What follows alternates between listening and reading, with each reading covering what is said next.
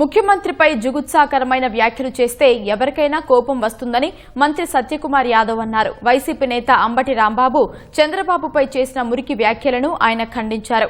విశాఖలోని ఆర్కే బీచ్లో Mahatma Gandhi cancer institute ఆధ్వర్యంలో జరిగిన అవగాహన కార్యక్రమంలో మంత్రి పాల్గొన్నారు. కూటమి ప్రభుత్వ హయాంలో రాష్ట్రానికి పెట్టుబడులు వస్తున్నాయని, తద్వారా ఉద్యోగ ఉపాధి అభివృద్ధి జరుగుతున్న నేపథ్యంలో ఇలాంటి ఘటనలు జరగడం దురదృష్టకరమన్నారు. ప్రజాస్వామ్యంలో లేదా రాజకీయ క్షేత్రంలో ప్రత్యర్థుల్ని ఇతర రాజకీయ పార్టీలని రాజకీయ ప్రత్యర్థులుగా చూడాలి కానీ శత్రువులుగా చూసే విధానం మంచిది కాదు. ఎన్నికల్లో గెలుపోవటం సహజం. ఒకసారి గెలవచ్చు, ఒకసారి ఓడిపోవచ్చు. కానీ ఓడిపోయాం కదా అని చెప్పి ఫ్రస్ట్రేషన్లో ఉంటూ ఇటువంటి వ్యాఖ్యలు చేయడం అనేది సరైన పద్ధతి కాదు. ఆయనే కాదు, దాని తర్వాత ఆయనకు మాట్లాడిన కొన్ని గంటల్లోనే ఇంకొక మాజీ మంత్రి కూడా ఇదే రకంగా వాడు వీడు అనుకుంటూ మాట్లాడడం జరిగింది.